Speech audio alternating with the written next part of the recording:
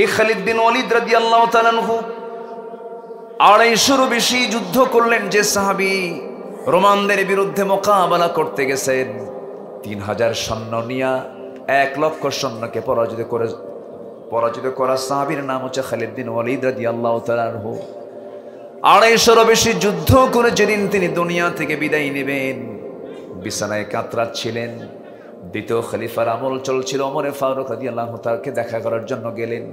চোখের পানি ফেলে ফেলে বলছেন, খালিদ, আমি যদি তোমাকে কোনো কষ্ট দিয়ে থেকে আমারে মাফ করে দিও, আমি তোমাকে চিফ কমান্ডারের পদ থেকে, প্রধান সেনাপতির পদ থেকে তোমাকে আমি সাধারণ সৈনিক বানিয়েছিলাম। এর একমাত্র কারণ হলো সবার বিশ্বাস ছিল খালিদ যে যুদ্ধে যায় সেই যুদ্ধেই বিজয় হয়ে যায়। শিরকের একটা চিন্তা মাথায় চলে এসেছিল। এই জন্য তোমাকে সেনাবাহিনী প্রধান থেকে আমি তোমাকে সাধারণ সৈনিক পদ আমি দিয়েছিলাম। আমি তোমাকে হিংসা করি নাই, আমি তোমার প্রতি কোনো রাগ দেখাই নাই। ক্বালু ইন্না লিল্লাহি ওয়া ইন্না ইলাইহি রাজিউন। আল্লাহু আকবার।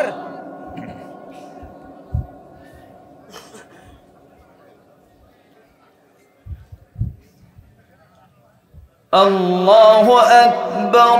বিসমিল্লাহির রহমানির রহিম। আল্লাহু আকবার।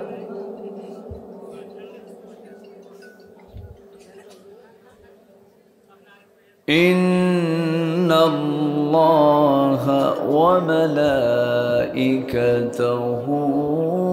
ইউসাল্লুনা আলান নবী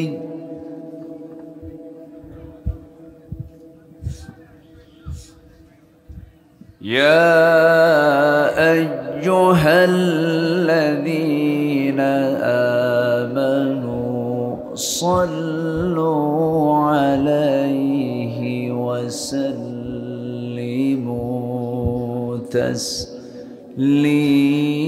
تسليما اللهم صل على سيدنا مولانا محمد وعلى آل سيدنا حبيبنا محمد। সবাই বলুন বালাগাল উলা বিকামালিহি কাশাফাত তুজা বিজামালিহি حصلت جميع خصاله صلوا سورة يوسف بداري حكمة لقمان ما قارئ قرآن باري يهدي لسادمان ما بلغ العلا بكماله كشف التجى بجماله حصلت جميع خصاله صلوا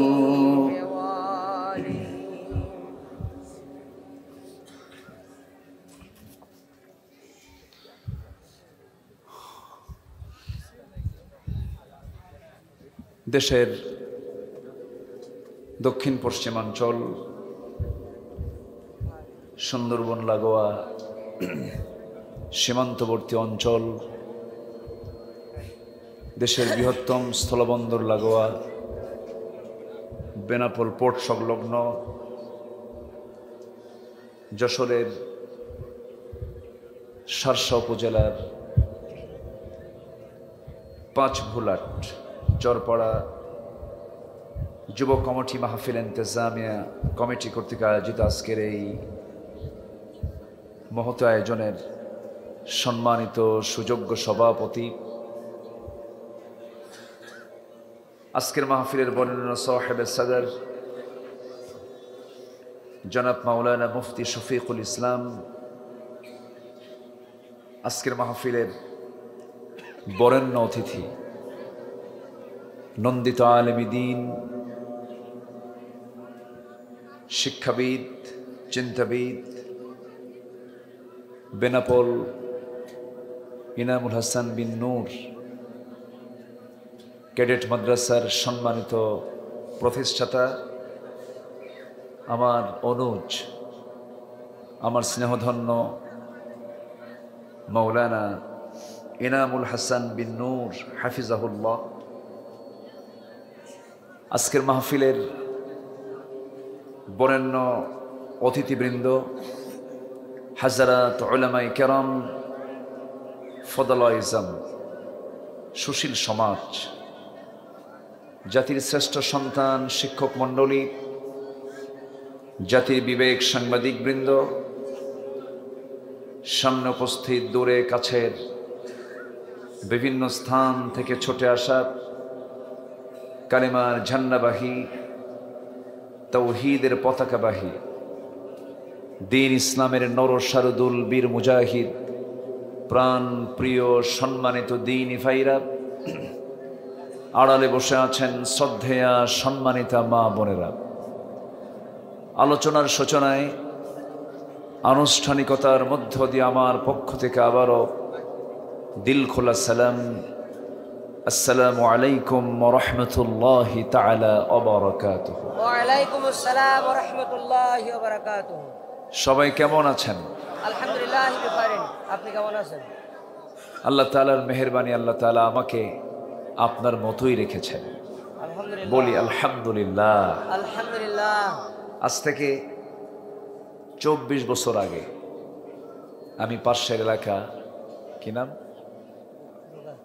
গোগা, হ্যাঁ, আমি এসেছিলাম আমার মাহফিল জীবনের প্রথম দিকে বলবো, আজ থেকে 24 বছর আগে।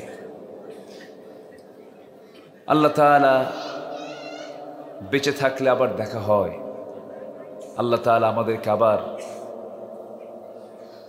এত সময় মাঝে চলে গিয়েছে, আল্লাহ পাক কবুল করে নিয়েছেন, সুস্থ রেখেছেন, নিরাপদে রেখেছেন আজ পর্যন্ত আস্তক।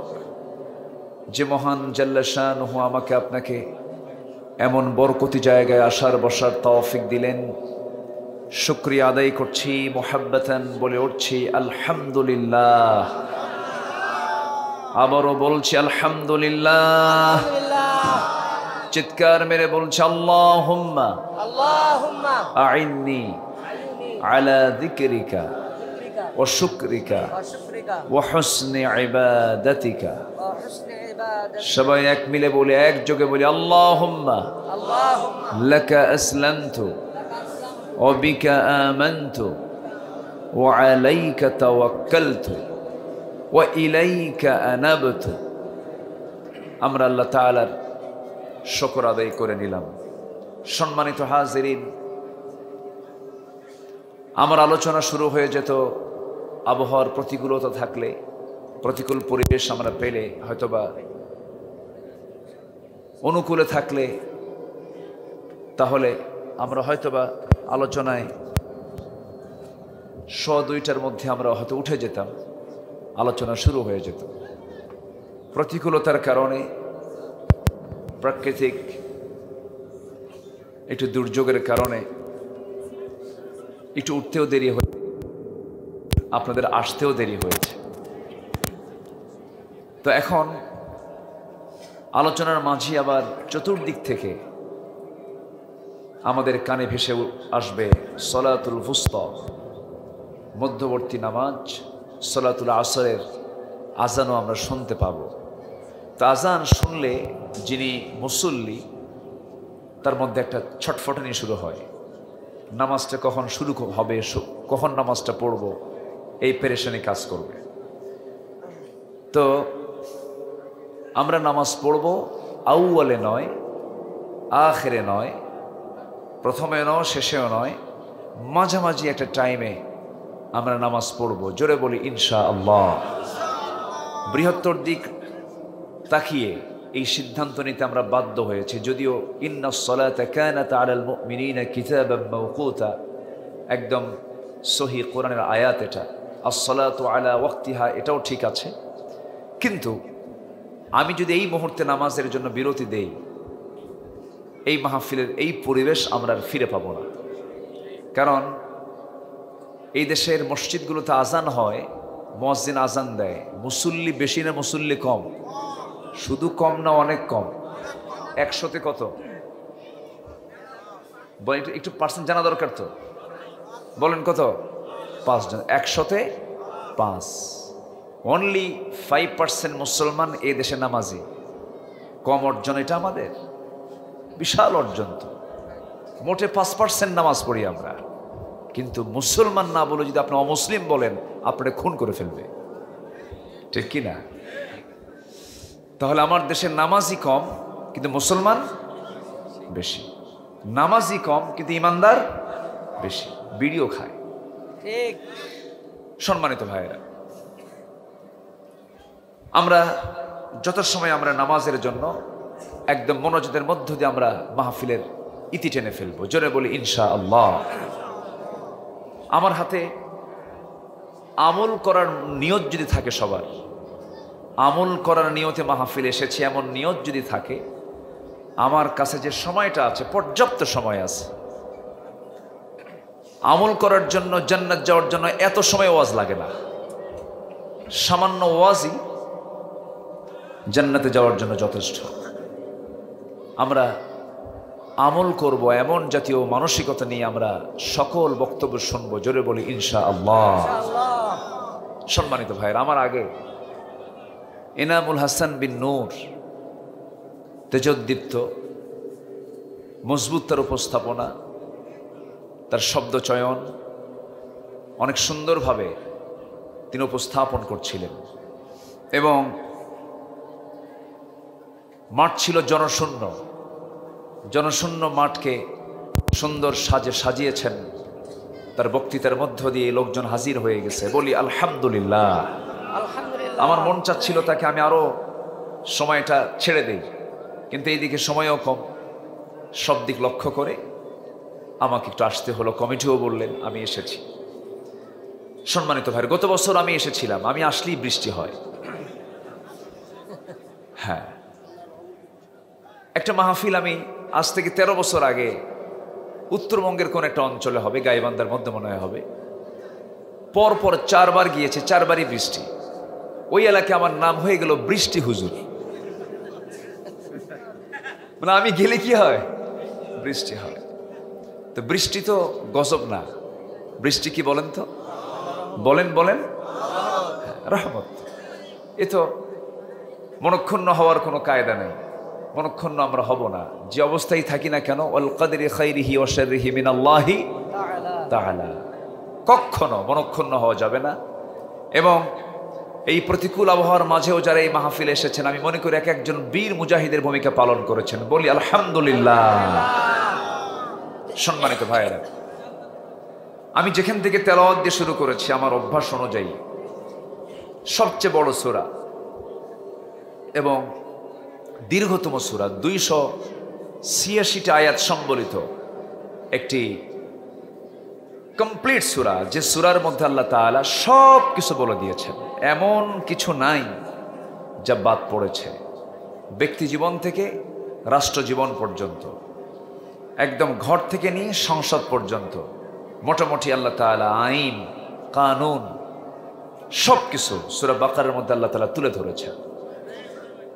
সম্মানিত ভাইরা, সেই সূরার মিডিল মাঝামাঝি জায়গা থেকে আমি খুবই কমন, খুবই সহজ, যারা কোরআনের সঙ্গে সম্পর্ক রাখেন, কিছু কমন কিছু আয়াত আমি তেলাওয়াত করেছি।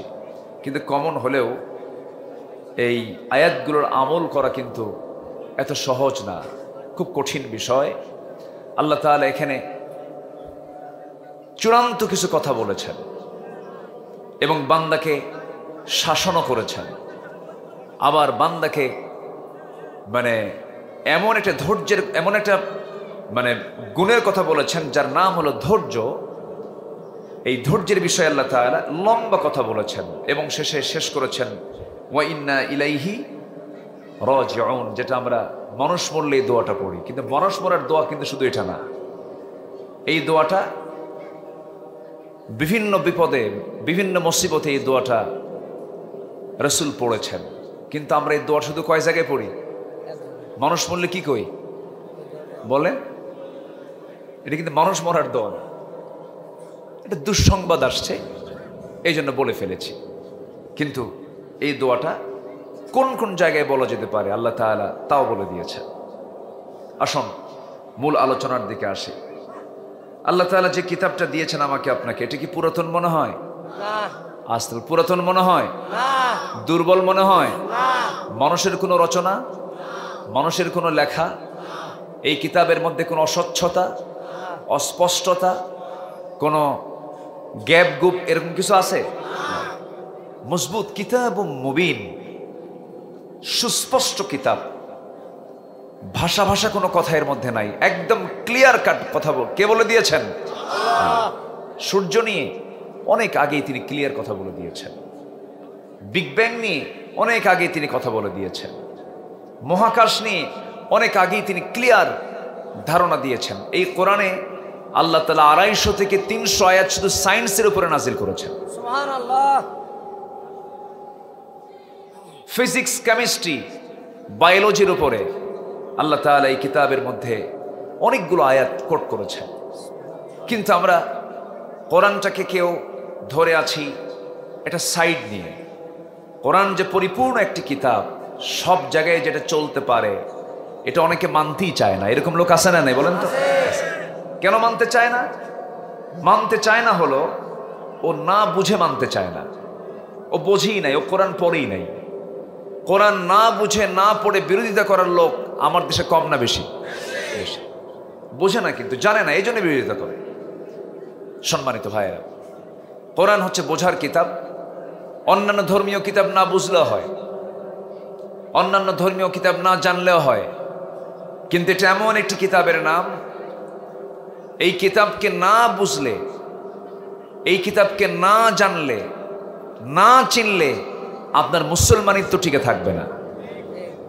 তাহলে আমার মুসলমানিত্ব টিকে রাখার জন্য কোন কিতাব পড়ার দরকার? কোরআন। শুধু কি হাফেজরা আলেমরা পড়বে না সবাই পড়বে? সবাই। কোরআন কি শুধু আলেমদের জন্য না সবার জন্য? সবার জন্য। সবার জন্য। সেই কালাম থেকে বলি, আমাকে সময় দিচ্ছেন তো সবাই? বলি ইনশাআল্লাহ। আল্লাহ রাব্বুল আলামিন বলেন, ইয়া আইয়ুহাল্লাযীনা আমানু ইসতাঈনু বিস-সাবরি ওয়াস-সালাহ ইন্নাল্লাহা মা'আস-সাবিরিন আল্লাহু আকবার। ولا تقولوا لمن يقتل في سبيل الله أموات بل أحياء ولكن لا تشعرون আল্লাহু আকবার। ইমানদারেরা, তোমরা আমার কাছে সাহায্য চাবে দুটা মাধ্যম দিয়ে। একটা মাধ্যম হলো ধৈর্য, আরেকটা মাধ্যম হলো সালাত। ধৈর্যের মধ্য দিয়ে, সবরের মধ্য দিয়ে, সালাতের মধ্য দিয়ে আমার কাছে তোমরা চাবে। থাক লাগবে না, অফ রাখেন, অফ রাখেন। ধৈর্যের মধ্য দিয়ে, সালাতের মধ্যে দিয়ে আমার কাছে তোমরা চাবে। আল্লাহ রাব্বুল আলামিন চাওয়ার যে মাধ্যম, এখানে আল্লাহ রাব্বুল আলামিন দুটাই বলে দিয়েছেন। তবে আল্লাহ তাআলা এখানে ধৈর্যের কথা বলেছেন আগে, এরপরে সালাতের কথা বলেছেন। কারণ যে কোনো কাজ সম্পাদন করতে গেলে, আমল করতে গেলে আমল আগে না ধৈর্য আগে দরকার? বলেন কি আগে দরকার? এই যে বসে আছেন এখানে কষ্ট করে, এটা কি ধৈর্য না? আসতে হয়েছে স্ট্রাগল করে, এ কি ধৈর্যের পরিচয় না? ধৈর্যের পরিচয়। ধৈর্য দরকার। বিয়ে আগে না ধৈর্য আগে? অনেকে কইছে বিয়ে আগে। ভালো করে রাখুন, বিয়ে আগে না ধৈর্য আগে? স্বামী স্ত্রী গন্ডগোল লাগে না? বেশি ধৈর্য ধরবে কে? বউ। সালাকের সালাক নেই, সব দোষ অন্যজনের দিয়ে দিবে। স্বামী স্ত্রীর মধ্যে গন্ডগোল লেগেছে, বেশি ধৈর্য ধরবে কে বলেন? নেতাকে তো নেতা যে হবে তার কি ধৈর্য কম ধরতে হবে না বেশি ধরতে হবে? বেশি ধরতে হবে। মেয়েদের ধৈর্য ধরতে হবে না তা নয়, ধৈর্য ধরতে হবে, কিন্তু ধৈর্যের নেতৃত্ব দেবে হলো পুরুষ। আর রিজালু কাওয়ামুনা আলান নিসা। ধৈর্য ছাড়া আপনি কিচ্ছু করতে পারবেন না, আপনার ঈমান যে কোনো মুহূর্তে ছিনতাই হয়ে যাবে। আমরা এই 16 বছর কি যে সময়গুলো কাটছে, আমাদের মঞ্চে উঠলেই টেনশন হতো। কিছু কিছু আতিপাতি নেতা এসে বলতে, হুজুর ওয়াজ করবেন 2 জায়গায়, আকাশের ওয়াজ করবেন আর কবরের ওয়াজ করবেন, দুনিয়া আমরা দেখে নেব। ওরা দায়িত্ব নিয়েছিল দুনিয়ার, আর আমাদের দায়িত্ব দিয়েছিল কোথাকার? আকাশের আর কি কবরের। 16 বছর এই মানসিক প্রেসার, শারীরিক প্রেসার, মানে এমন কোনো চাপ নাই যে চাপটা তারা দেয়নি, কিন্তু ছিল হলো 16 বছর। আর ফেরাউনের হায়াতে ছিল হলো 1600 বছর। সংখ্যা যে বিল্ল কেমনে বুঝলাম না। ওটা ছিল বড় ফেরাউন, আর এরা ছিল ছোটখাটো ফেরাউন ছিল। আসতে কোন কেন, ঠিক কিনা? আল্লামা সাইদিকে যারা রত্ন মনে করতে পারেনি তারা তো ফেরাউনই তো, ঠিক কিনা? আল্লামা সাইদি রাহমাহুল্লাহ এদেশের নাগরিক তৈরির এক মহান কারিগর, একজন মুজাদ্দিদ। তিনি ছিলেন এই জাতির অন্যতম একজন রাহবার, যিনি দিন প্রচারের জন্য ছিলেন একজন অলরাউন্ডার, একটা মডেল, একটা মাইল ফলক, একটা কিংবদন্তি। আল্লাহু আকবার। শতাব্দীতে খুঁজে পাওয়া যাবে না। এই শতাব্দীতে আমরা ইতিপূর্বের যে 100 বছরের মধ্যে এমন ব্যক্তি আমরা ইতিহাসে পাই না। সেই লোকটাকে কি করে, কি কায়দায়, এমন ভাবে ইনজেকশন পুশ করে, বিষ প্রয়োগ করে হত্যা করা হয়েছে, তাফসীর মাহফিলের এই প্ল্যাটফর্ম থেকে সুস্পষ্ট ভাষায় জানিয়ে দিতে চাই। অবিলম্বে যে ডাক্তারদের তত্ত্বাবধানে তার চিকিৎসা নামের এই ষড়যন্ত্রের জাল যারা বিস্তার করেছিল, ওই চিকিৎসক, এই কমিটিকে টোটালকে গ্রেফতার করে চূড়ান্ত শাস্তি নিশ্চিত করা হোক। সম্মানিত ভাইয়েরা, সম্মানিত বন্ধুগণ, শুধু একজন নয়, এরকম করে অজানা, হয়তো আমরা জানি না, এরকম অসংখ্য গুম খুন আছে না নাই? আয়নাঘর নাম শুনছিলেন তো? ওটা কি আয়না না বেআয়না? কোন আয়না ছিল ওখানে? নাম যে কেমনে আয়না হলো আল্লাহ জানে। দুজনের সঙ্গে আমি সাক্ষাৎ করেছি। আয়না ঘরে থাকা 8 বছরের বন্দি জীবন কেমন ছিল, যা ফেরাউনের ইতিহাসকেও হার মানায়। এজন্য আমি একটু কইছি মিনি ফেরাউন। 1600 বছর, আর এটা কত? মাত্র 16 বছর। তাতে আমরা ঘাবড়িয়ে পড়েছিলাম। আমার বন্ধুগণ, ফেরাউনের সঙ্গে অনেক কিছুই মিলে যায়।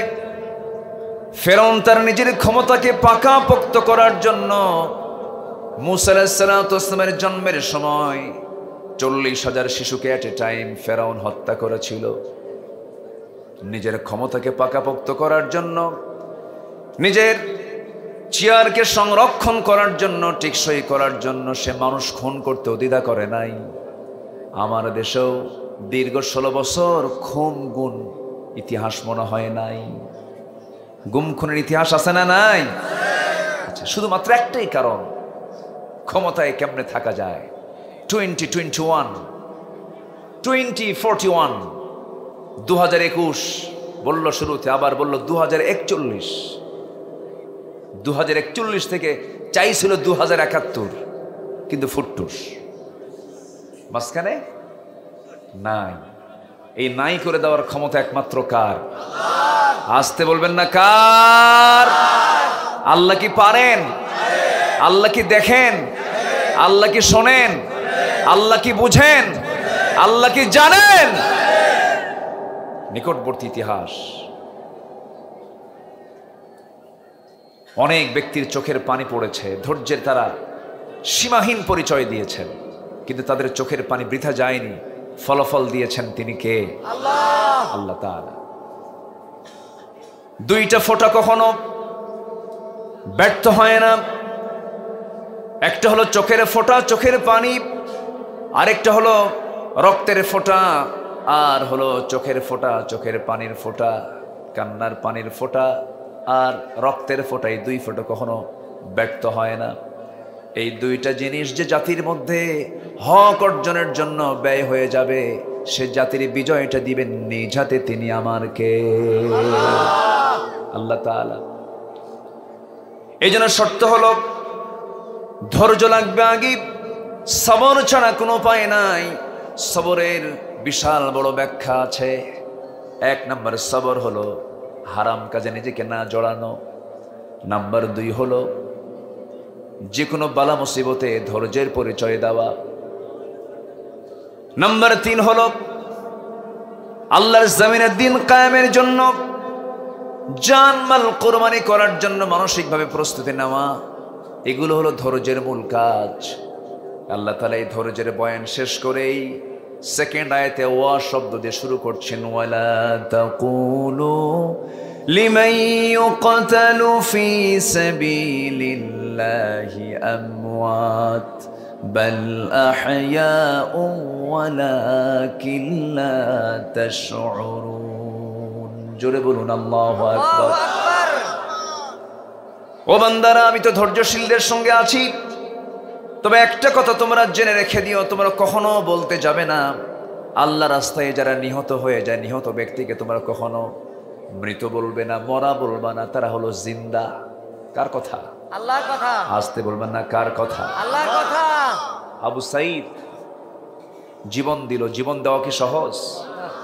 দুটো হাত দুই দিকে ছড়িয়ে দিয়ে, ছেড়ে দিয়ে, গুলির সামনে দাঁড়িয়ে ইস্পাত কঠিন সিদ্ধান্ত নিয়ে ধৈর্যের পিরামিড হয়ে জুলুম শাহীর জুলুম থেকে বাঁচার জন্য, 18 কোটি মানুষকে রক্ষা করার জন্য হাসি মুখে জীবন দিয়েছে, যে তাকে আবার একটা মহল সন্ত্রাসী বলেছে। ঠিক ঠিক কিনা? ঠিক। আমি রংপুরে গিয়েছি, তার বাড়িতে গিয়েছি, তার আব্বা আম্মার সঙ্গে কথা বলেছি। সম্মানিত ভাইয়েরা, মেধাবী ছাত্র, ভার্সিটি পড়ুয়া, ইংলিশ ডিপার্টমেন্টে পড়তো, ইয়াং টকবগে ছেলে। তার আব্বা আম্মাকে বললাম, আমাকে চিনে নাকি? হ্যাঁ, আপনার আলোচনাও আমার ছেলে শুনেছে। আমি জাফরপাড়ায় আরও 8 থেকে 10 বছর আগে মাহফিলে, ওই জাফরপাড়ায় তার বাড়ি, মাহফিলে গিয়েছি। সম্মানিত ভাইয়েরা, জীবন কিন্তু দেওয়াও সহজ না। শহীদ হতে হলে আগে নির্বাচিত হতে হয়। কার দফতরে? আল্লাহর দপ্তরে। কার অফিসে? আল্লাহর অফিসে। আল্লাহর অফিসে আগে নির্বাচিত হতে হবে। এছাড়া আপনি মরতে চাইলে মরতে পারবেন না, শহীদ হতে চাইলে শহীদ হতে পারবেন। আগে কবুল হতে হবে কার দফতরে? আল্লাহর দফতরে। কারণ তাই যদি হয়, একজন সাহাবী সারা জীবন 250-ও বেশি যুদ্ধ করেছেন। যত যুদ্ধে তিনি অংশগ্রহণ করেছেন, প্রত্যেকটা যুদ্ধেই তিনি বিজয়ী হয়েছিলেন। ইসলামের বিরুদ্ধে থাকা অবস্থায় উহুদের প্রান্তরে তিনি এসেছেন। সে উহুদের প্রান্তরেও সেই সাহাবী যখন ইসলাম কবুল করেন নাই, সেই যুদ্ধেও কাফিরদের একটা ক্ষণিকের বিজয় হয়েছিল। আমার বন্ধুগণ, এই খালিদ বিন ওয়ালিদ রাদিয়াল্লাহু তাআলা আনহু 250-এরও বেশি যুদ্ধ করলেন। যে সাহাবী রোমানদের বিরুদ্ধে মোকাবেলা করতে গেছেন, 3000 সৈন্য নিয়ে 1 লক্ষ সৈন্যকে পরাজিত করা সাহাবীর নাম হচ্ছে খালিদ বিন ওয়ালিদ রাদিয়াল্লাহু তাআলা আনহু। 250-এরও বেশি যুদ্ধ করে যেদিন তিনি দুনিয়া থেকে বিদায় নেবেন, বিছানায় কাতরাচ্ছিলেন। দ্বিতীয় খলিফার আমল চলছিল। ওমর ফারুক রাদিয়াল্লাহু আনহু তাকে দেখা করার জন্য গেলেন। চোখের পানি ফেলে ফেলে বলছেন, খালিদ, আমি যদি তোমাকে কোনো কষ্ট দিয়ে থেকে আমারে মাফ করে দিও, আমি তোমাকে চিফ কমান্ডারের পদ থেকে, প্রধান সেনাপতির পদ থেকে তোমাকে আমি সাধারণ সৈনিক বানিয়েছিলাম এর একমাত্র কারণ হলো সবার বিশ্বাস ছিল খালিদ যে যুদ্ধে যায় সেই যুদ্ধেই বিজয় হয়ে যায়। শিরকের একটা চিন্তা মাথায় চলে এসেছিল। এই জন্য তোমাকে সেনাবাহিনী প্রধান থেকে আমি তোমাকে সাধারণ সৈনিক পদ আমি দিয়েছিলাম। আমি তোমাকে হিংসা করি নাই, আমি তোমার প্রতি কোনো রাগ দেখাই নাই। খালিদ বিন ওয়ালিদ বলছেন, আমিরুল মুমিনিন আল্লাহর কসম করে বলি চুল পরিমাণ আমি মনক্ষুণ্ণ হই নাই। তবে আজকে আমার বড় আফসোস, 250 বেশি যুদ্ধ করলাম, কিন্তু আজকে আমি বিছানায় কাতরিয়ে কাতরিয়ে দুনিয়া থেকে বিদায় হচ্ছি। কিন্তু এত যুদ্ধ করলাম, কোনো কাফের আমার একটা ফোঁটা রক্ত শরীর থেকে ঝরাতে পারে নাই। আমার বড় আফসোস, আমি শহীদ হতে পারলাম না, শরীর থেকে রক্ত ঝরাতে পারলাম না। অথচ আমার ভাই, কত আমার পরিচিত ভাই যুদ্ধের ময়দানে গিয়ে যুদ্ধে অংশগ্রহণ করে শাহাদাত বরণ করলো। সাদ বিন মুআজ খন্দকের পরীক্ষা খনন করতে গিয়ে শাহাদাত বরণ করে ফেললো। আমার চোখে দেখা কত শহীদের লাশ আমি নিজের চোখে অবলোকন করলাম, কিন্তু আমি শহীদ হতে পারলাম না। খালিদ বিন ওয়ালিদ বললেন, আমিরুল মুমিনিন আমার মনে হয় এটা চরম ব্যর্থতা, আমি পারলাম না।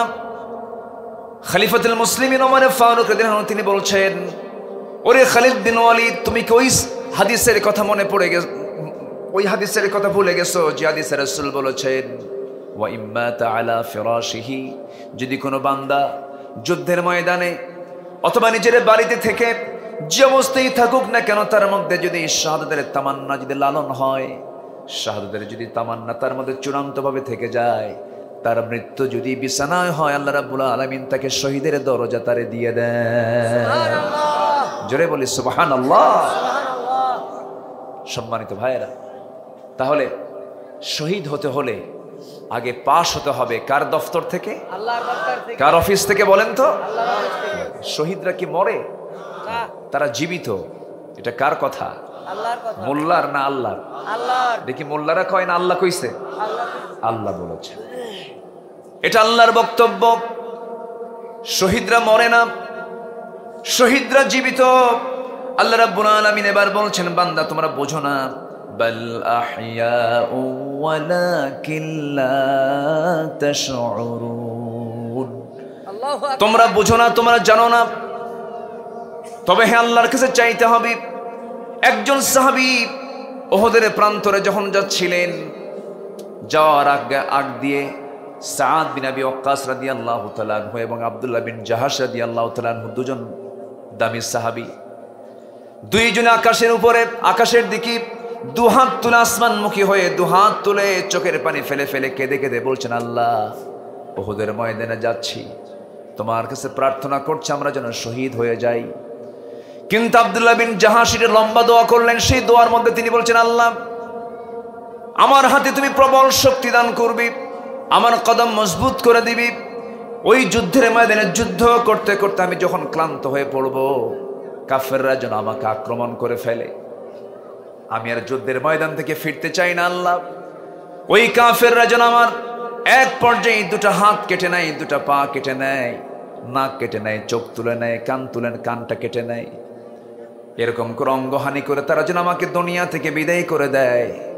এই অঙ্গহানি দেহ নিয়া, নাক কাটা, চোখ তোলা, কান কাটা নিয়া যখন তোমার সামনে যখন আদালতে আখিরাতে হাজির হয়ে যাব, সেই কঠিন ময়দানে যেদিন তুমি আমাকে এমন কান কাটা অবস্থায় দেখবে, চোখ তোলা অবস্থায় দেখবে, তুমি যদি আমাকে প্রশ্ন করো সেই দিন, আল্লাহ ফিমা যদি আনফুক অউদুনুক, তোমার নাক কেন কাটা, তোমার কান কেন তোলা, তোমার কান কেন কাটা, তোমার চোখ কেন তোলা, সেই দিন বলবো, আল্লাহ তোমার জন্য তোমার জমিনে দিন কায়েমের সংগ্রাম করতে গিয়া কাফেররা আমার কান কেটে নিয়েছিল, আমার চোখ তুলে নিয়েছিল, আমার নাকটা কেটে নিয়েছিল, একমাত্র তোমার সন্তুষ্টির জন্য এমনটা হয়েছে। আল্লাহ সেই দিন তুমি আল্লাহ আমাকে শহীদ সাক্ষ্য দিয়া বিনা হিসেবে জান্নাত দিয়ে দিবা। জোরে কোন সুবহানাল্লাহ।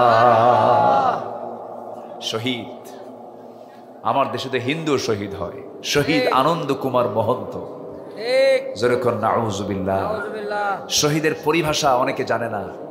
বাম দল করে দুনিয়ার তৈরি করা আইনের প্রতি বিশ্বাস রেখে কেউ যদি মারা যায়, সে কখনো শহীদের দরজা পাবে না।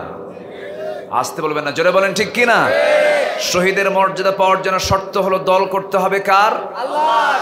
আসতে বলবেন না, দল করতে হবে কার? আল্লাহর দল করতে হবে। সে আল্লাহর দলটা কি? অনেকে এটা বুঝতেও চান না, পাশ কেটে অন্যদিকে চলে যেতে চান। উনি ভাবেন 5 ওয়াক্ত নামাজ পড়বো, রমজান মাসে রোজা রাখবো, টাকা আছে হজে যাব, মসজিদ বানাবো, মাদ্রাসা বানায় দেবো, এতিমখানা বানায় নেব, হুজুর একখান ভাড়া করব, কবর জিয়ারা করব। এতটুকুন কাজ করলি তো আমার দিনদারি হয়ে গেল। আবার ওই বিমায় কেন ইসলাম লাগবে, ব্যাংকে কেন ইসলাম লাগবে, সচিবালয়ে কেন ইসলাম লাগবে, সেনানিবাসে কেন ইসলাম লাগবে, ক্যান্টনমেন্টে কেন ইসলাম লাগবে, সংসদে কেন ইসলাম লাগবে, বঙ্গভবনে কেন ইসলাম লাগবে? এই জাতীয় বিশ্বাসী মানুষ মুসলমান আমার দেশে আছে না নাই? আসতে বলবেন না, আছে না নাই? কম না বেশি? বেশি, বেশি। বুঝে নেন, এটাই বেশি। ওরা রসুলকে শুধু নামাজে মানতে চায়, দান সদগায় মানতে চায়, মসজিদ খানকায় মানতে চায়, মাদ্রাসায় মানতে চায়। রসুলকে তারা রাষ্ট্রনায়ক হিসেবে দেখতে চায় না, বিশ্বাস করতে চায় না। যেই রসুলের উম্মত রসুলকে শুধু নামাজে মানতে চান, রাষ্ট্রে মানতে চান না, রাজনীতির প্ল্যাটফর্মে মানতে চান না, একামতের দ্বীনকে বিশ্বাস করতে চান না, উনি নবীর উম্মত নন, উনি ভণ্ড, উনি প্রতারক। এতে কোনো সন্দেহ? উনি ভণ্ড, এটা ভণ্ডামি তার। সামিআনা ওয়া আতা'না, যা শুনবো আল্লাহ থেকে, রসুল থেকে, কোনো আপিল করার সুযোগ আমার। সামিআনা ওয়া আতা'না, শুনবো মানবো, কোনো তর্ক যুক্তি, কোনো কন্ডিশন করার সুযোগ ইসলামে নাই। আমার বন্ধুগণ, আবু জেহেলের সাথে আমার নবীজির দ্বন্দ্বের পিছনে মূল কারণ ছিল হলো একটাই, সেটা হলো আমার নবীজি বলেছেন মদ চলবে না, জেনা চলবে না, সুদ ঘুষ চলবে না।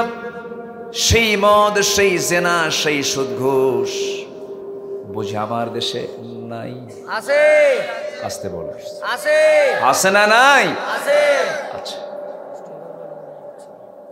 তাহলে কি আমাদের বিজয় হয়েছে? ইনামুল হাসান বিন নূর একটা কথা দামি বলেছে। কোথায় যায়? আচ্ছা, ঠিক আছে। সম্মানিত ভাইয়েরা, শত্রু কিন্তু আশেপাশেই আছে। ঠিক। আসতে কয়, ঠিক। শত্রু আশেপাশে আছে না নাই? আছে। ওরা ওঁত পেতে আছে, ওরা সুযোগ পেলেই সবল দেওয়ার সুযোগ গ্রহণও করতে পারে। আমাদের পাহারা দেওয়ার দরকার আছে না নাই? আছে। আমরা পাহারা দেব, জোরে বলি ইনশাআল্লাহ। ইনশাআল্লাহ। আরএফএল একটা কোম্পানি, বনশ্রীতে দেখতে পেলাম একটা ভিডিও চিত্র, দেখতে পেলাম একজন আরএফএল এর একজন কর্মকর্তা, এই বসো ক্যামেরাম্যান, কি হয়েছে, বসেন, ধমক টমক দিয়ে না ক্যামেরাম্যানদের, কষ্ট করে আসছে, ভিডিও করতেছে, আপনি শুনছেন হাজার হাজার, আর তারা গোটা পৃথিবীর লক্ষ কোটি মানুষের সামনে এই রেকর্ডটা পৌঁছায় দেবে। সবই তো ঠিক, আবার ধমকও মারেন, তাহলে কেমনে ঠিক হইল? কোন ক্যামেরা তো আর নিজে কাজ করতে পারে না, ক্যামেরাকে চালাতে হয়, মাঝে মাঝে একটু অন করতে হয়, বন্ধ হলে দেখতে হয় যে রেকর্ড হচ্ছে কিনা। উঠতেও দিবেন না, এ তো জুলুম হয়ে যাবে, একটু ধৈর্য ধরেন। সম্মানিত ভাইয়েরা, আমার কথা কি কষ্ট হচ্ছে আপনাদের? আপনাদের ভাষা তো মাশাআল্লাহ, আপনাদের ভাষার কোনো জুড়ি নাই। আমার একটা বক্তব্য আছে এর উপরে। যশোর তো যশোরই, যশোরের মানুষ যখন কথা বলে, একটা রিক্সাওয়ালাও যখন কথা বলে, মনে হয় প্রফেসর কথা বলতেছে। এত সুন্দর ভাষার বাচন ভঙ্গি আপনাদের। আল্লাহ আপনাদের কথা এবং কাজে বরকত দিয়ে দেন। আমিন। শুধু কথার বরকত হলে হবে না, তো কথা এবং কাজেরও বরকত থাকতে হবে। আল্লাহ কবুল করুন, জোরে বলি আল্লাহুম্মা আমিন। সম্মানিত ভাইয়েরা, আরএফএল কোম্পানি, তার এক কর্মকর্তা নামাজ পড়তে গেছে, নামাজ পড়বে, বলেছে নামাজ পড়ার কোনো সুযোগ এখানে নাই। যে চাকরি করতে গিয়ে নামাজ ছাড়তে হবে সেই চাকরির মুখে আমরা থুতু মারি, জুতা মারি, ঠিক কিনা? নামাজ আগে না চাকরি আগে? নামাজের অধীনে চাকরি না চাকরির অধীনে নামাজ? নামাজের অধীনে চাকরি। নামাজ পড়বো, এরপরে যাব চাকরিতে। এটা হচ্ছে ইমানদারের কাজ। সম্মানিত ভাইয়েরা, বিভিন্নভাবে ষড়যন্ত্র চলছে। হোমোসেক্স, যেটা ট্রান্সজেন্ডার, সমকামিতা, এই যে ভার্সনগুলো আমরা শুনে আসছি, এগুলো কিন্তু সিলেবাসেও দিয়েছিল, ঢুকানোর চেষ্টা করেছিল ইতিপূর্বে। এগুলো নিয়ে কিন্তু চেষ্টা এখন অব্যাহত চলছে, এখন অব্যাহত আছে। আমাদের পাহারা দিতে হবে। সম্মানিত বন্ধুগণ, জাতির সবচেয়ে গুরুত্বপূর্ণ দিক হলো শিক্ষা, এডুকেশন। আমরা সবাই জানি এই কথাটা, education is the backbone of a nation. মানে শিক্ষা হলো জাতির একটা মেরুদণ্ড, কিন্তু সেই শিক্ষাটা হতে হবে সুশিক্ষা না কুশিক্ষা? বলেন বলেন, কি শিক্ষা? শিক্ষার হার আগের চাইতে এখন কমছে না বাড়ছে? তো বাড়লে তো রেজাল্ট ভালো হওয়ার কথা। বাপ মার প্রতি সেবার মান কমেছে না বেড়েছে? কমছে। যে শিক্ষায় বাপ মার প্রতি সেবার মান কমে যায়, ওই শিক্ষার চাইতে মূর্খতাকে ভালো ছিল আমার দাদার মতো, ঠিক কিনা? তাহলে এই জন্য সুশিক্ষার প্রয়োজন। সকল শিক্ষার পাশাপাশি কম্পালসারি করতে হবে কোরআনের সিলেবাসটা, প্রত্যেক জায়গায় ঢুকায় দিতে হবে। বুয়েটে পড়ছে ছাত্ররা, বুয়েটের ছাত্র অনার্সে পড়বে, সেখানে কোরআন থাকবে, একটা সাবজেক্ট থাকবে, সিলেবাস থাকবে। প্রত্যেকটা শিক্ষার কার্যক্রমের সাথে, সিলেবাসের সাথে, কারিকুলামের সাথে কোরআনকে রাখার দরকার আছে না নাই? তাহলে জাতি হবে এক নম্বর জাতি। কয় নম্বর জাতি? শ্রেষ্ঠ জাতি হবে। 54 বছরে এই পর্যন্ত আমরা কোরআনটাকে সিলেবাসভুক্ত করতে পারিনি। সিলেবাসভুক্ত করতে পেরেছে কি? সমকামী থেকে ঢুকাইছিল, শরীফা ঢুকাইছিল। মনে আছে না আপনার? মনে আছে না? মনে আছে না? আসিফ মাহতাব প্রফেসরকে ধন্যবাদ। সে একটা পেজ ছেড়ার মধ্য দিয়ে গোটা জাতিকে জানান দিয়েছে, এমন জাতীয় শিক্ষার মুখে আমরা থুতু মারি, ঠিক কিনা? আমেরিকা আমাকে তেমন কিছু দিতে পারেনি, ইউরোপ আমাকে তেমন কিছু দিতে পারেনি। তাদের আধুনিকতা হলো কি? আমেরিকার আধুনিকতা হলো তাদের দেহের কাপড় চোপড় খুলে চামড়া দেখানো, ঠিক কিনা? ওদের চরিত্র হলো কুকুর শুকুরের চরিত্র। কুকুর শুকুরের যেমন শরীয়ত নাই, ওদের কোনো শরীয়ত নাই। কোন মায়ের কোন সন্তান, কোন বাবার কোন সন্তান কেউ জানেই না। কথা কি ক্লিয়ার? কথা কি ক্লিয়ার? ওইরকম বিলাতি ইউরোপ মার্কা কোন সংস্কৃতি আমরা আমার দেশে লালন করতে দেব না, আমরা চাবো না। কে ইসলামকে কতটুকু মানে, খালি আত্মীয়তার দিক থেকে একটু খুঁজবেন, কার শ্বশুর বাড়ি কোথায়, কার বিয়ে বাড়ি কোথায়। এই দেশে 18 কোটি মুসলমানের ঘর থাকার পর আপনার এই জাতি পছন্দ হয় না, আপনি আমেরিকা বিয়ে বাড়ি বানান, বানান, সমস্যা নেই, মুসলমান হয়ে বানান। কি ঠিক কিনা বলেন? আগে বিয়ে না আগে মুসলমান? বলেন আগে বিয়ে না আগে মুসলমান? ওলা তুশরিকু, ওকে, ওলা ওলা কি, ওলা তুনকিহুল মুশরিকাত হাত্তা ইউমিননা। তোমরা কোন মুশরিকা নারীকে বিয়ে করো না যতক্ষণ না ঈমান না এনেছে। তাহলে বিয়ে আগে না ঈমান আগে? আজ থেকে বিয়ে আগে না ঈমান আগে? ঈমান ছাড়া যে বিয়ে করছে ধৈর্য আছে? আজকের আলোচনার সাবজেক্ট কি বলেন তো? ঈমান আগে। কে ইসলাম কতটুকু মানে, দেশকে কে কতটুকু ভালোবাসে, এমন সংসার রেখে গেছে আমাদের মাঝে। এই দেশ নামক সংসারের ঋণ হলো 18 লক্ষ কোটি টাকা। আর সেই ঋণ রাখা সংসার থেকে ওরা নিজেরাই লোপাট করে বাইরে তারা ট্রান্সফার করেছে 11 লক্ষ কোটি টাকা। ওদের মুখে দেশপ্রেম মানায় না, ধোঁকাবাজ ওরা, ঠিক কিনা? জাতির সঙ্গে প্রতারণা করেছে। এদেশের খেটে খাওয়া মানুষগুলো সকাল থেকে সন্ধ্যা পর্যন্ত রোদে পুড়ে সাদা চামড়া কালো বানাইছে আমার দেশের কৃষকরা। আমার দেশের মূর্খ শ্রমিকরা সারাটা দিন 24 ঘন্টার 14 ঘন্টা গার্মেন্টসে কাজ করে দেশের অর্থকে তারা আগায় নিয়েছে অনেক অনেক দূর পর্যন্ত। এদেশের শ্রমিক এই দেশের গার্মেন্টস শ্রমিক, এদেশের কৃষক শ্রমিক সব অশিক্ষিত হওয়ার পরও তারা দেশকে আগায় নিয়েছে। আর শিক্ষিত নামের এই কলম খোঁচা মারা চোরগুলো দেশ থেকে টাকা পাচার করেছে। এখন আমাদের সজাগ হওয়ার সময় হয়েছে। আমরা ঘুরে দাঁড়াবো, দেশকে সামনের দিকে নিয়ে যাব। জোরে বলি ইনশাআল্লাহ। একটা কল্যাণ রাষ্ট্রকে আমরা দেখতে চাই। সবাইকে একটা কল্যাণ রাষ্ট্র দেখতে চাই। কল্যাণ রাষ্ট্র গঠন করার জন্য আমাদের আগে ভালো হতে হবে। ইন্নাল্লাহা লা ইউগাইয়িরু মা বিকওমিন হাত্তা ইউগাইয়িরু ইন্নাল্লাহা লা ইউগাইয়িরু মা বিকওমিন হাত্তা ইউগাইয়িরু মা বিআনফুসিহিম। আল্লাহ তাআলা সেই জাতিকে কখনো পরিবর্তন করেন না যতক্ষণ না নিজে না পরিবর্তিত হয়। আমাকে আপনাকে পরিবর্তন হতে হবে। ওজনে কম দেওয়া যাবে? বলেন, ওজনে কম দেওয়া যাবে? মামলায় মিথ্যা সাক্ষী দেওয়া যাবে? অন্যের বইয়ের দিকে নজর দেওয়া যাবে? নজর দেয় না? এই নজর দেয় না? আর নিজের বউ ভালো না পরের বউ ভালো? দেখেন পরের বউ ভালো। সামনে বসে বলতেছে কিন্তু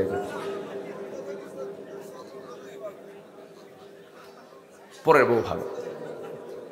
কি অবস্থা দেখেন। বিয়ে করতে নিয়ে একটু কালো বউ হয়েছে। আচ্ছা, কালো বানাইছেন কে বলেন তো? কালোটা বানাইছেন কে? একটু বউটা কালো হয়ে গেছে। 3 দিন মোটামুটি ভালোই ছিল। 4র্থতম দিন বলতেছে, কি বিয়ে করলাম, সুমনের বউ দেখতে কত সুন্দর। দেখেন, নজর গেছে সুমনের বউয়ের দিকে। আচ্ছা, অন্যের বউয়ের দিকে নজর গেলে কি নিজের বউ কখনো সুন্দর হবে? আচ্ছা, সুন্দর হবে? নিজের বউকে রাজরানীর মর্যাদা দেওয়ার শর্তই হলো পৃথিবীর কোন নারীর দিকে আর তাকানো যাবে। তখন নিজের বউটা হবে পৃথিবীর শ্রেষ্ঠ রাজরানী। আল্লাহু আকবার। এটাই হচ্ছে ফর্মুলা। এটা কি ফর্মুলা? এই যে আপনি তাকাচ্ছেন না, এটাই সবর। আপনি মিথ্যা সাক্ষী দিচ্ছেন না, এটা সবর। আপনি ঘুষ খাওয়ার সুযোগ আছে, এরপরও ঘুষ খাচ্ছেন না, এটাই সবর। সুদের কারবার করতে পারতেন, সুদের কারবার করছেন, এটা আপনার জন্য সবর। ফজরে উঠতে মন চায় না, কিন্তু আপনি আল্লাহর ভয়ে ওযু বানায় নামাজে দাঁড়ালেন, এটা আপনার জন্য সবর। সবর মানে কিন্তু আমরা অনেকে ভুল বুঝি। ধৈর্যশীল, ধৈর্যের বড় ব্যাখ্যা আছে, অনেক লম্বা লম্বা কথা আছে, সময় তো অল্প। আমার বন্ধুগণ, ধৈর্য এমন একটা গুণের নাম যে ধৈর্যের পুরস্কার হলো জান্নাত। যার মধ্যে ধৈর্য আছে 16 আনা, তার জান্নাতে 16 আনা হয়ে যাবে। যার ধৈর্য নাই তার জন্য জান্নাত হবে না। আদম থেকে শুরু করে নিয়ে রাসূল পর্যন্ত প্রত্যেকটা আম্বিয়া কেরাম, প্রত্যেকটা নবীরা এক একজন তো চেনে। জান্নাত কি কাছে? বহুদূর। বেনাপোল তো কাছে, বর্ডার তো আরো কাছে। কি উল্টাপাল্টা হয় কিছু? বর্ডারে কিছু হয়? আজ থেকে দেখেন কিচ্ছু কয় না, উল্টাপাল্টা হয় না। আমার বন্ধুগণ, শয়তান জান্নাতের মধ্যে গিয়ে ফাওয়াসওয়াসা লাহুমা, দুজনকে ওয়াসওয়াসা দিয়ে ফেললো। শেষ পর্যন্ত দুজনই জান্নাতে থাকার অনুপযুক্ত হয়ে গেলেন। আল্লাহর সিদ্ধান্ত হয়ে গেল, কুল্লা হাবিতু মিনহা জামিআ, যাও দুনিয়াতে চলে যাও। দুজন দুই জায়গায় পড়ে গেলেন। দীর্ঘদিন দুজন বিচ্ছিন্ন থাকলেন। শেষ পর্যন্ত আল্লাহ রাব্বুল আলামিন তাদের দোয়া কবুল করলেন। পৃথিবীর প্রথম দোয়াটা কি? আমরা যেটা অনেকেই জানি, কিন্তু জানি না এটা কোন দোয়াটা প্রথম দোয়া।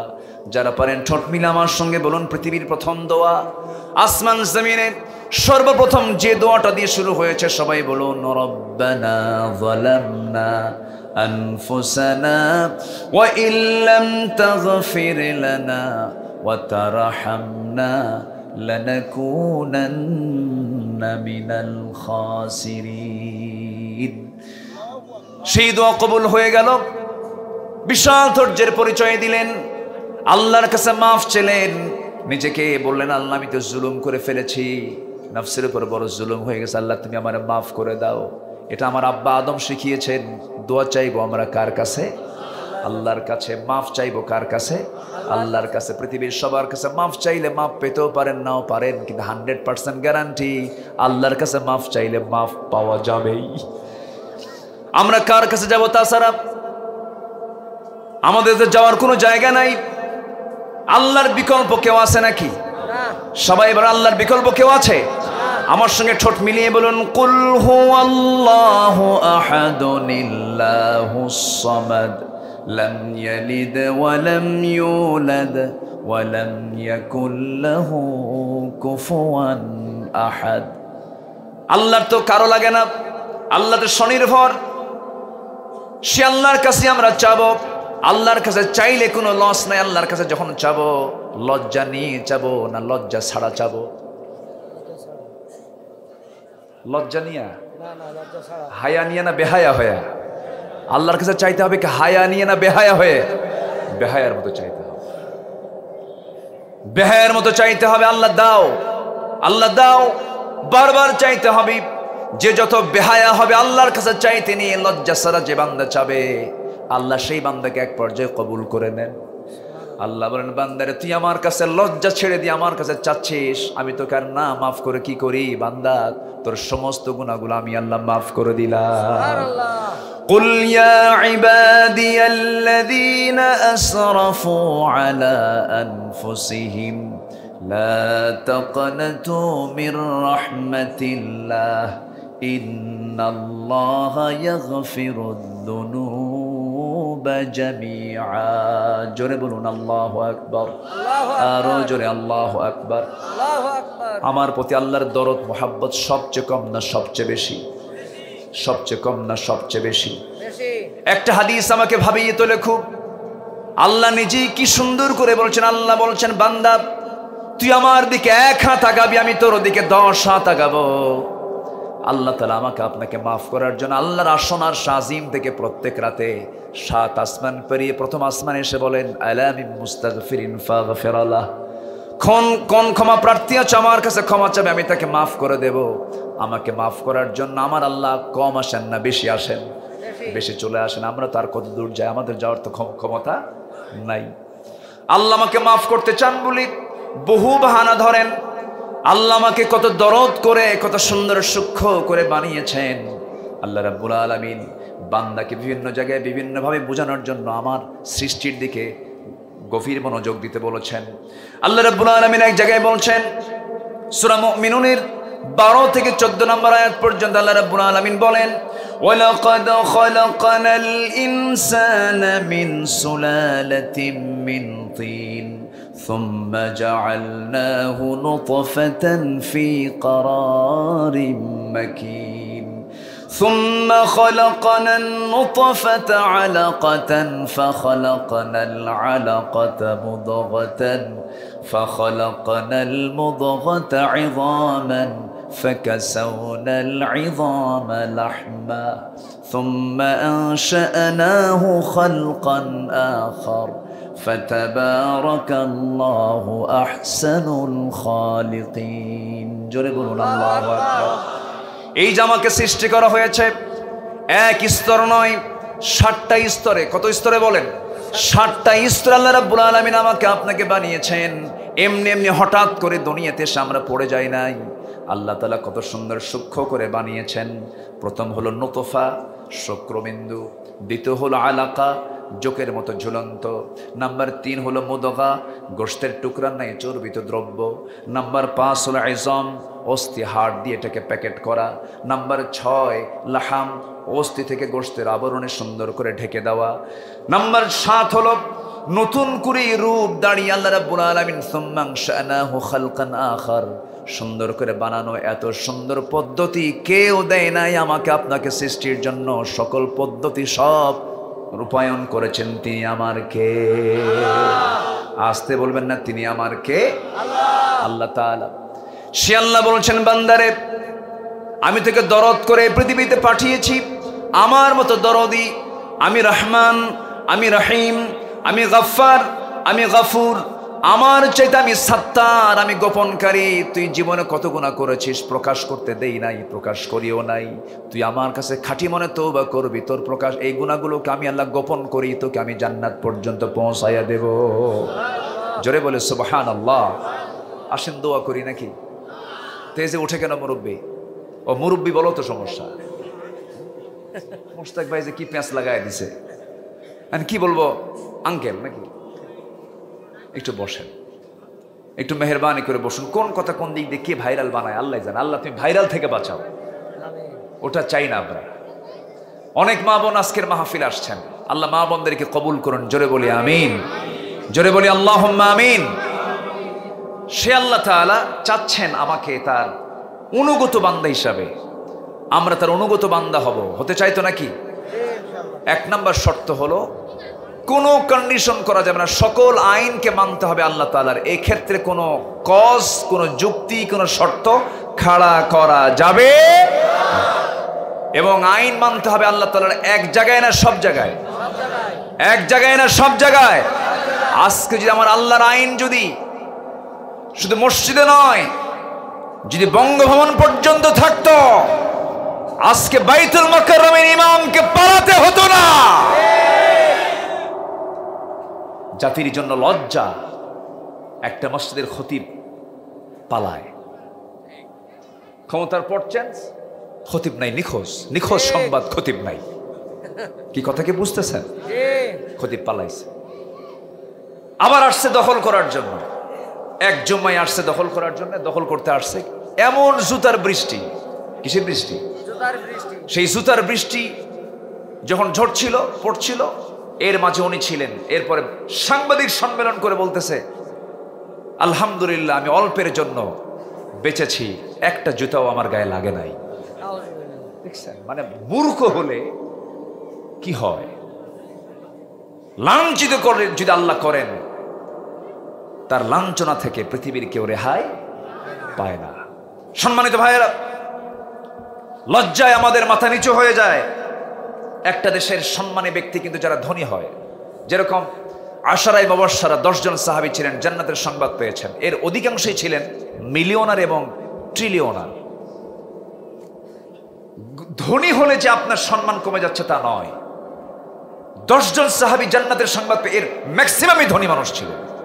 ধনী হওয়া কোনো দোষ নয়। আমার নবীজিও কি ধনী ছিলেন না? আস্তে কয় আমার নবীজি কাকে বিয়ে করেছিলেন প্রথমে বলেন তো? খাদিজা রাদিয়াল্লাহু আনহাকে। আচ্ছা, প্রশ্ন করছি কেন? মনে রাখার জন্য, সবাই জানেন তো খাদিজা ছিলেন মক্কার সবচেয়ে ধনী মানুষ। তো বিয়ে করার বদৌলতে এখন বলেন তো, ওই মক্কার ভিতরে সবচেয়ে ধনী পরিবার কার পরিবার? বলেন বলেন বলেন বলেন। বউ ধনী মানে কি ওইটা একটা ধনীর পরিবার হয়ে গেছে। তাহলে বিশ্বনবীও ধনীর কাতারের ছিলেন, আবার সব বিলিয়ে দিয়ে গরিবের কাতারেও চলে গেছেন। কিন্তু আমাদের লজ্জায় মাথা নিচু হয়ে যায়। আমার দেশের একজন টপ লিস্টেড 1 নম্বর ধনীর তালিকায় একজন দরবেশ ছিল। কথা বলছেন না? দরবেশ আন্দালিব রহমান পার্থকে ধন্যবাদ এই সুন্দর নাম উপহার দেওয়ার জন্য জাতিকে। এই দরবেশ নামটার উপকার হচ্ছে আন্দালিব রহমান পার্থ, একজন রাজনীতিবিদ। আসলে দরবেশের মতোই তো চেহারা, এত সুন্দর চেহারা তার, মাথার চুলটা সাদা ধবধবে, একদম বকের মতো, বকের গা যেমন সাদা, ওর মাথার চুলটা একদম সাদা ধবধবে, দাড়িটাও মাশাআল্লাহ সব সাদা ধবধবে, কাপড় চোপড়ও সাদা, মনে হয় আকাশ থেকে ওহী নাজিল হইছে, ফেরেশতা সহ। আছে না নাই? আছে না নাই? এরকম সুরতের কিছু লোক সমাজে আছে না? দরবেশ। থামেন, আমার একটু বলতে দেন। শেষ পর্যন্ত বাঁচার জন্য চেষ্টা করলো। সম্পদ কোনো কাজে আসে না? আচ্ছা, সম্পদ কোনো কাজে আসে? সম্পদ তো কোনো কাজে আসলো না। নৌকায় চললো, কিন্তু এমন নৌকায় চড়ছে আর ভিড়লই না। কোস্টগার্ড তাকে ধরে ফেললো। আগে তাকে ধরে নাই, তার আগে বন্দুরে ধরছে। আইনমন্ত্রীকে ধরেছে, আইনমন্ত্রীকে ধরে নিয়ে যাচ্ছে, বলতেছে আমার একা ধরো কেন, সাথে আরেকজন আছে। কে? খোঁজে দরবেশ বসে আছে। কথা বোঝেন নাই? দরবেশ বসে আছে। এখান থেকে একটা বিষয় প্রমাণিত হলো, ইমানদার শত্রুর হাতে কখনো ইমানদার ভাইকে তুলে দিতে চায় না। কিন্তু একজন জালিম, সে যখন কোনো মুখোমুখি পড়ে বিপদের, সে আরেকজন জালিমকে শত্রুর মুখে তুলে দিতে চায়। ঠিক কিনা? ওরা নিজেরাই নিজেদের শত্রু, বন্ধু হতে পারে না। আমার বন্ধুগণ, তাহলে সম্পদ কোনো কাজে আসে না, বাতিল নেতৃত্ব কোনো কাজে আসে না। কাজে আসবে হলো একটাই, সেটা হলো আমল। মজবুত ঈমান আমার আপনার কাজে আসবে। আল্লাহ রাব্বুল আলামিন সেই জন্য সুন্দর করে বলছেন, সেই ঈমানকে মজবুত করার জন্য একটা বিষয় তোমাকে একটু টিপস দিয়ে দিই। আল্লাহ বলছেন, আমি তোমাকে কিন্তু পরীক্ষা করব। কি করব বলেন? পরীক্ষা করব। নাম্বার 3 আয়াতে আসেন, 155 নম্বর আয়াতে আল্লাহ রাব্বুল আলামিন কি বলছেন? আল্লাহ রাব্বুল আলামিন বলেন, وَلَنَبْلُوَنَّكُمْ بِشَيْءٍ مِّنَ الْخَوْفِ وَالْجُوعِ وَنَقْصٍ مِّنَ الْأَمْوَالِ وَالْأَنفُسِ وَالثَّمَرَاتِ وَبَشِّرِ الصَّابِرِينَ। জোরে বলুন আল্লাহু আকবার। আল্লাহু আকবার। আমি তোমাদেরকে পরীক্ষা করব 5টা জিনিস দিয়া। 1 নম্বর হলো ভয় দিয়া, সম্পদের ক্ষয়ক্ষতির দ্বারা, জীবনের দ্বারা, ফসলাদির ক্ষয়ক্ষতির দ্বারা তোমাকে পরীক্ষা করা হবে। এটা কার ওয়াদা? আসতে বলবেন না, কার ওয়াদা? একজন নবীর নাম সবাই জানেন, 18 বছর ধরে কুষ্ঠরোগে আক্রান্ত ছিলেন। সে নবীর নাম কি বলেন? কোনোদিন কি তিনি মনক্ষুণ্ণ হয়েছেন নাকি? বউটাও চলে গেছে, সম্পদও চলে গেছে, সব চলে গেছে, ধৈর্যের কারণে ফেরত দিয়ে দিয়েছেন। আবার জীবনের শেষ সময়ে কে? আল্লাহকে ফেরত দিতে পারেন না? পারেন। আমার বন্ধুগণ, ইউনূস আলাইহিস সালাম আল্লাহ তাআলা কি পরীক্ষার মধ্যে ফেলে দিলেন, সেই মাছের পেট থেকে আবার হেফাজত করেছেন। তিনি আমার কে? আসতে বলবেন না, তিনি আমার কে? মূসা আলাইহিস সালামের সামনে দরিয়া, সেই দূরে মূসা পড়লেন না, ফেরাউন পড়ল। বাঁচায় দিলেন কে বলেন? আসতে বলেন, কে বাঁচায় দিলেন? আল্লাহ বাঁচায় দিলেন। ইব্রাহিম আলাইহিস সালাম কি আগুনের মধ্যে নিক্ষেপ করা হয়েছিল, কিন্তু আগুনের কাজ হলো জ্বালিয়ে পুড়ে ভস্ম করে দেওয়া। কিন্তু আগুনের কাছে ইমানটা এত মজবুত যে ইব্রাহিম ইমানের কাছে আগুনটা জান্নাতের টুকরা হয়ে গেছে। জোরে বলেন সুবহানাল্লাহ। ধৈর্যের দরকার আছে না নাই? আসতে কবে না, ধৈর্যের দরকার আছে না নাই? আছে। আমার নবীজি তার জীবনের একটা অংশ জুড়ে বিশাল বড় পরীক্ষার সম্মুখীন হয়েছেন। কি পরিমাণ ধৈর্যের পরীক্ষা তাকে দিতে হয়েছে! 1 বছর নয়, 2 বছর নয়, 3 বছর নয়। আমার নবীজি নিজে তার পরিবার সহ, আবু তালেব সহ এমন জেল কেটেছেন যে জেলখানায় কোনো খাবারও ছিল না, পানিও ছিল না। 3.5 বছর। বলেন কত বছর? বলেন 3.5 বছর জেল খাটলেন তিনি। আমার নবীজির কলিজার টুকরা মেয়ে ফাতিমা রাদিয়াল্লাহু তাআলা আনহা খুব অল্প বয়সে দুনিয়া থেকে বিদায় নিয়েছেন। আমার নবীজির ইন্তেকালের মাত্র 6 মাস পরে তার ইন্তেকাল হয়ে গেছে। এত কম বয়সে ইন্তেকাল করার কারণটা কি? অসুস্থ হয়ে যাওয়ার কারণটা কি? ওই যে শিবে আবু তালেবে 3.5 বছর যে খাবারের কষ্টগুলো হয়েছে, সাহাবে কেরাম খাবারগুলো না পায়া বাবলা গাছের কাটাগুলো, ছাল কাটাযুক্ত ছালগুলো টেনে টেনে চিরানছে, মুখের মধ্যে দিয়েছে। কাটাটা জিহ্বার মধ্যে, ঠোঁটের মধ্যে ঢুকে গেছে, ফিনকি দিয়ে রক্ত পড়ে গেছে, খাওয়াটা বন্ধ হয়ে গেছে। পায়খানা শক্ত হতে হতে এত কষ্টকাঠিন্য হয়ে গেছে যে পায়খানাগুলো ছাগলের পায়খানার মতো কটকটে হয়ে গেছে। খাবার পান নাই, নারীগুলো শুকায় গেছে। খাবার না পেতে পেতে, শুকায় যেতে যেতে আমার নবীর কলিজার টুকরা মেয়ে ফাতিমা এমন দুরারোগ্য রোগে আক্রান্ত হলেন যে আমার নবীর ইন্তেকালের মাত্র 6 মাস পরেই ফাতিমার ইন্তেকাল হয়ে গেছে। অনেক সাহাবী এত কষ্ট করেছেন, 3.5 বছরে কোনো খাবার তারা পান নাই, কোনো ব্যবসা বাণিজ্যের সুযোগ পান নাই। মাঝে মাঝে বছরে 2-1 বার বৃষ্টি যখন হতো, পাথরের উপরে যখন বৃষ্টি পড়তো, যখন পাথরের উপরে কিছু দুর্বা ঘাস জন্মাতো, সেই ঘাসগুলো চাবায়া চাবায়া তারা ছাগলের ঘাসগুলো খায়া খায়া জীবন বাঁচাইছে। এত কষ্ট করেছেন। এই যে কষ্টের পিছনে একটা বড় গুণ ধৈর্য। বড় গুণ কি বলেন? এই ধৈর্যের পরিচয়ের মধ্য দিয়ে আল্লাহ তাআলা তাদেরকে বিজয় দিয়েছেন। মক্কার মাটিতে রাসূল কম মার খান নাই। আহারে, একটা দিনের কথা শুধু বলি, আমি শেষের দিকে আস্তে আস্তে চলে যাব। আমার নবীজি তার ঘরের মধ্যে অবস্থান করছিলেন। নবীজির সবচেয়ে কাছের বন্ধু হচ্ছেন আবু বকর সিদ্দিক রাদিয়াল্লাহু তাআলা আনহু।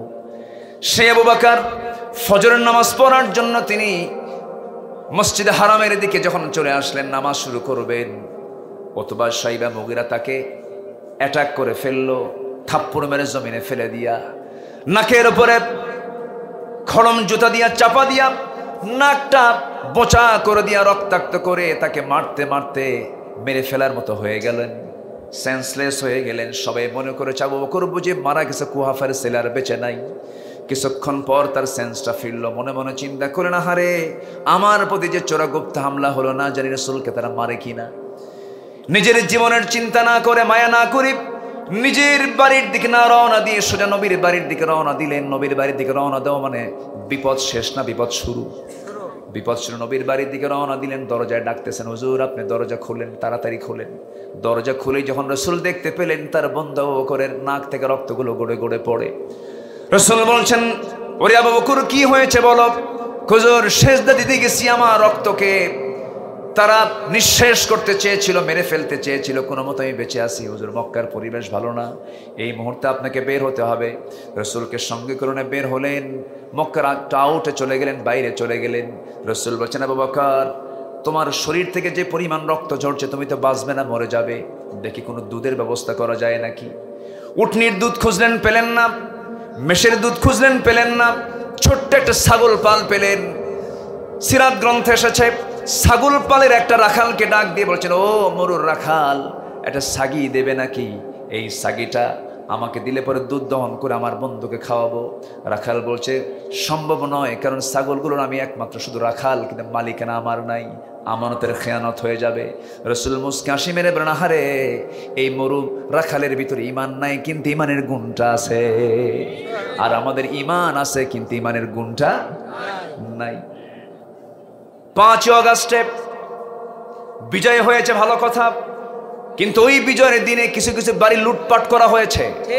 এটা নিঃসন্দেহে এটা আমানতের খেয়ানত, ঠিক কিনা? এই সমস্ত অপকর্মের সাথে দেশের প্রকৃত যারা ইসলামপন্থী তাদের কোনো সম্পর্ক এখনো কিন্তু কিছু চোর বাটপার আছে, আছে না নাই? সতর্ক থাকতে হবে। এই কথাগুলো ইতিহাস হয়ে থাকবে একদিন। আমার নবীজি খুব খুশি হলেন, রাখালকে বলেন, রাখাল তুমি আমাকে এমন একটা সাগি দাও যে সাগির পেটে কোনোদিন বাচ্চাই আসে নাই, স্তনে দুধই আসে নাই, এমন একটা ছোট্ট সাগি আমারে দাও। রাখাল মুস্কে হাসি মেরে কয়, লোকটা পাগল নাকি? ছোট্ট একটা সাগি রসুলকে দিলেন।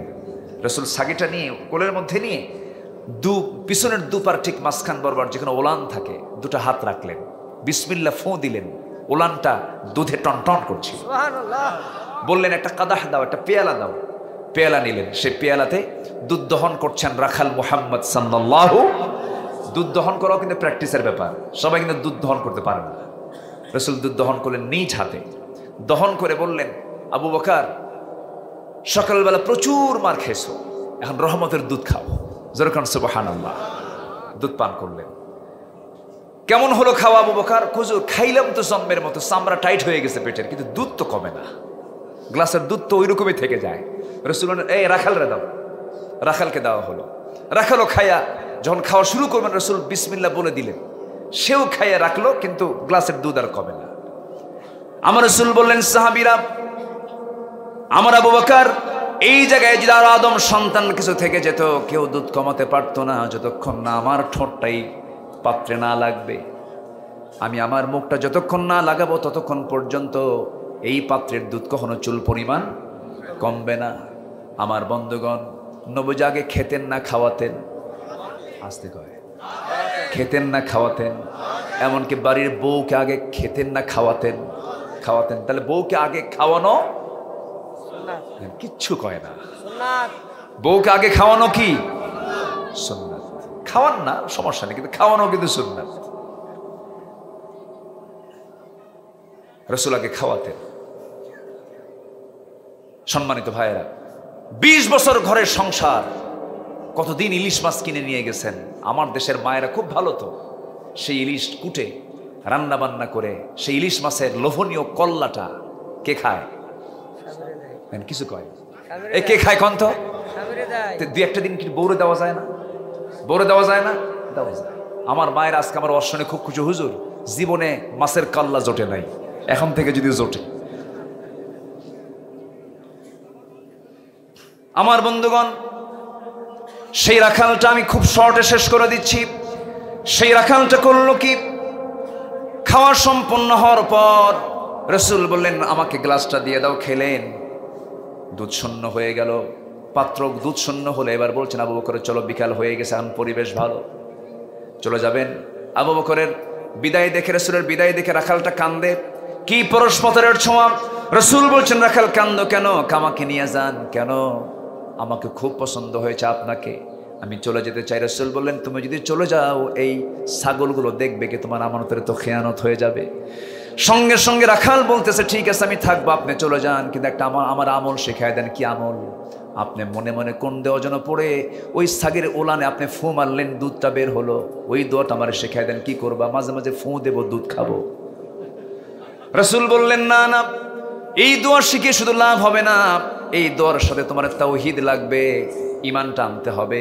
ঈমানটা আনতে পারলে ওই দোয়ার বরকত হবে। এবার রাখাল নবীর চেহারার দিকে বারবার তাকায় আর বলে, আমার সন্দেহ লাগতেছে আপনি আব্দুল্লাহর পুত্র মুহাম্মদ কিনা। জোরে কোন সুবহানাল্লাহ। শুনেছি মক্কা নগর আল্লাহর পয়গম্বর এসেছেন। আমার নবীজি একটা মুস্কি হাসি মারলেন, চাঁদের মতো হাসির ঝিলিক যখন তার দেখা দিল মুখ থেকে। রাখালের বুঝতে দেরি হলো না, হাত তাগায় দিয়ে রাসূল তাকে পড়ায় নিন, আশহাদু আল্লা ইলাহা ইল্লাল্লাহু ওয়াহদাহু লা শারীকা লাহু ওয়া আশহাদু আন্না মুহাম্মাদান আবদুহু ওয়া রাসূলুহু। হেদায়েতের মালিক কে বলেন তো? আল্লাহ। আবু জেহেলরা রাসূলকে পিটাচ্ছে আর রাখাল কালেমা পড়ে মুসলমান হচ্ছে। যেরকম সুবহানাল্লাহ। সে রাখালটা হচ্ছে আব্দুল্লাহ ইবনে মাসউদ। আল্লাহু আকবার। বহু লম্বা আলোচনা ছিল, 3 ঘন্টায় ফুরাতো না, কিন্তু সময় তো কম। সবচেয়ে বড় বিষয় হলো ফতুয়া দেওয়ার জন্য আমার দেশ কিন্তু সেরা। নামাজটা হয়নি, আমরা নামাজটা পড়বো, জোরে বলি ইনশাআল্লাহ।